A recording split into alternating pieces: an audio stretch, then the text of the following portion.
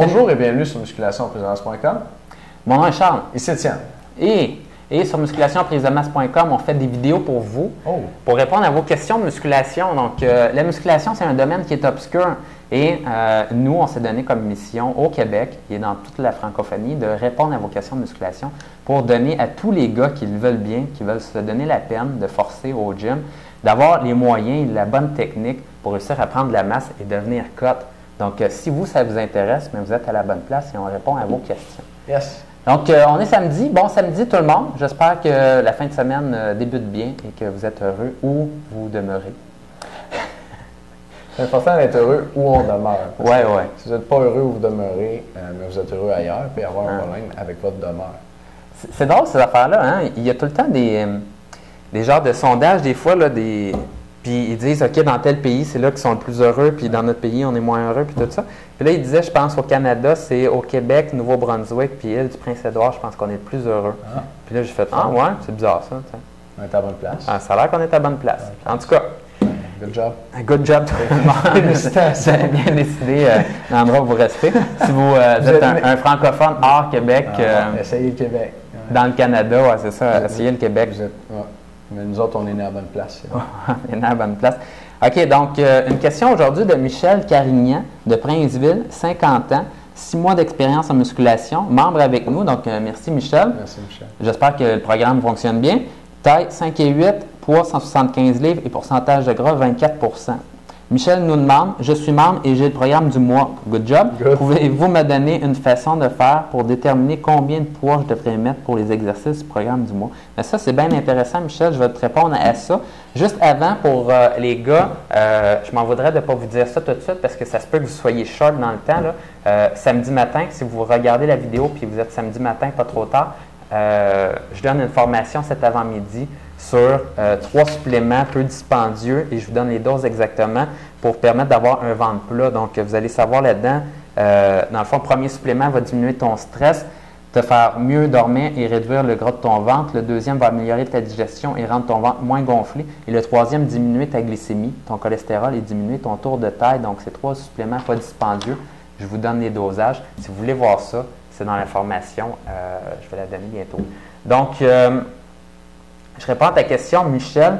Écoute, ça, c'est un point qui est intéressant parce que nous, à l'université, quand on étudiait comment prendre la masse puis le nombre de répétitions pour des exercices, on s'est fait shooter des belles chartes qui disaient genre, tu sais, si tu veux faire 12 répétitions, mais il faut que tu utilises 80 de ton 1RM, puis là, tu ne vas pas réussir à trouver ta charge, puis là, ensuite de ça, utilise cette charge-là, puis là, c'est supposé être la bonne charge pour toi pour t'entraîner.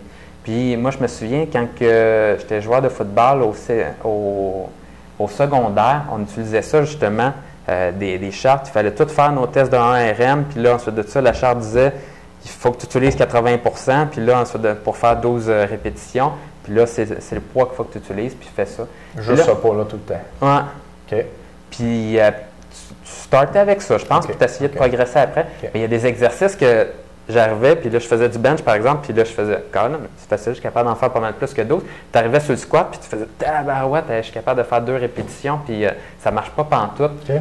Ce qu'on s'est rendu compte, c'est qu'il y avait des belles échelles comme ça là, pour savoir le pourcentage pour tes répétitions, quelle charge utiliser. Le problème, c'est que ce n'est pas pareil pour chacun de tes muscles, ce pourcentage-là. Donc, c'est une première lacune. Et il y a quelques autres lacunes également, là, ça dépend de ta morphologie. Ton expérience en entraînement. Ton expérience en entraînement, beaucoup. Ton type de fibre musculaire également, si tu as plus des types rapides ou lentes dans tes muscles. Donc, c'est pas parfait, ces chartes-là. Finalement, homme-femme, paraît que c'est différent, ça. Oui, OK. Donc, la vérité par rapport à ça, c'est que trouver la charge que tu dois utiliser pour un exercice, c'est vraiment par essai et erreur. Et tu dois essayer de trouver cette charge-là par toi-même et de trouver la charge qui va te permettre de faire 12 répétitions et idéalement pour être capable d'en faire 13, 14 ou 15. C'est pas dramatique si ça l'arrive, mais il faut que tu essaies de trouver la meilleure charge possible. Et moi, ce que je recommande à mes clients, c'est de commencer un petit peu plus bas pour s'assurer d'avoir une bonne technique, au moins de ne pas essayer de briser votre technique pour réussir à vous rendre à vos 12 répétitions et de tricher. Donc, commencez avec un poids qui est un peu plus bas, mais d'essayer de progresser d'une séance à une autre et de se rendre à 12 répétitions. Absolument. Puis je vais insister un peu là-dessus. L'important, Michel, c'est de faire des séries maximales. Puis tu as peut-être déjà vu ça dans la notation des exercices. 3 séries fois 8 RM. Okay? Le RM, il veut dire répétition maximale. Puis ça, il n'est pas là juste pour faire cute. Il faut que tes séries soient maximales pour vrai. La différence entre une série de 8 puis une série de 8 maximale, c'est comme le jour et la nuit pour tes muscles et ta musculation. Si je fais une série de 8 répétitions avec ma télécommande ici, j'ai fait une série de 8. Je vais-tu prendre la masse? Jamais. Mais si je fais une série de 8 avec un poids que je serais incapable de faire 9 répétitions, même si tu me donnais $1 million, OK?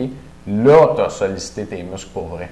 Fait que ce qu'il faut que tu fasses, c'est que tu te pousses au maximum. Là, ça fait, tu nous as-tu dit, oui, ça fait 6 mois que tu t'entraînes, donc tes muscles, tes articulations commencent à être capables de tolérer un entraînement intense. Pousse-toi au max. Quand tu vois une série de 12, fais 12 répétitions, pas capable d'en faire 13, avec un gun sur la tempe, je te dis, fais-en le 13e où je tire, tu donnes tout ton tu changes, tu ne le réussis pas, OK? Faut que ça soit ça. Puis je pense que c'est la mentalité que tout le monde devrait avoir quand on fait nos répétitions, puis c'est une mentalité qu'il n'y a pas assez de gens qui ont.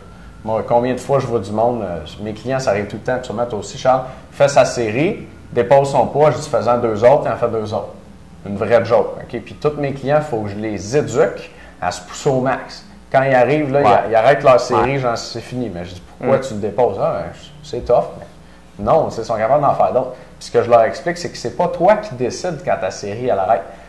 Tu continues, puis quand tu dis à ton muscle, OK, vas-y, lève, là, puis ça lève plus, là, c'est là que c'est fini.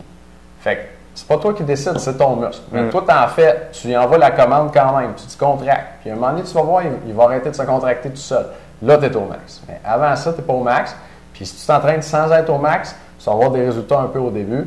Tu vas plafonner beaucoup plus vite, puis tu n'atteindras pas ton plein potentiel. Oui, tout simplement parce que tu vas avoir une stimulation assez importante pour progresser au début, mais rapidement, ça te prend une stimulation là, de réussir à faire 1 ou 2 répétitions supplémentaires va être ce qui va te permettre d'avoir un gain, qui va te permettre d'être un petit peu plus haut, prendre de la masse musculaire et de continuer à progresser d'une séance à une autre. Si tu ne fais pas ce petit effort-là supplémentaire, tu n'auras pas le stimulus supplémentaire qui te permet de continuer à progresser. Cool. Je vais avoir un truc pour les membres pour être sûr de se rendre au max dans un instant dans la deuxième vidéo. OK, excellent. Okay. Cool. Fait que les gars, allez voir la formation de Charles. On est samedi avant 11h. Et puis, manquez pas, c'est une des dernières journées aujourd'hui, le défi abdos en 30 jours qui est en rabais à 50%. L'information est en dessous du vidéo. Merci beaucoup de nous écouter. À bientôt.